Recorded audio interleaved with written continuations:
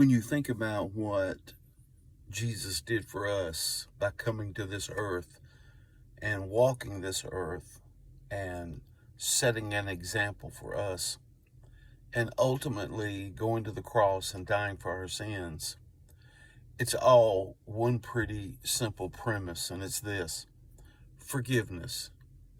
We have to be forgiven for our sins, and it took a blood sacrifice, but not just any. The sacrifice of a pure, perfect, spotless lamb, and that lamb was Jesus, and it still is. Forgiveness, friend. We must be forgiven if we're going to go to heaven when this life is over. And forgiveness comes through Jesus, but not everyone will accept it. I remember reading in 1829 or 1830 about a man named George Wilson who was convicted of a crime and he was going to die.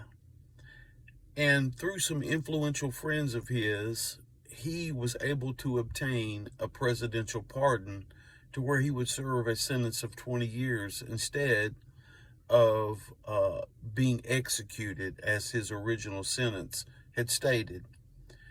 But the ironic thing is, George Wilson, he refused the presidential pardon of Andrew Jackson. Well, what happened to George Wilson? He was executed. He died, but he didn't have to. Friend, there are so many people in this world, if they will just accept Jesus, they can avoid the sentence of death. But it's all about forgiveness. If we will accept him and his sacrifice, being Jesus, and accept him as the propitiation of our sins, we can go to heaven when this life is over. It's pretty simple. But if we refuse the sentence, then we will die. Friend, don't die needlessly. Allow Jesus and what he did for you to be your segue into heaven when this life is over. Because, friend, if you miss heaven, you've missed it all. God bless you.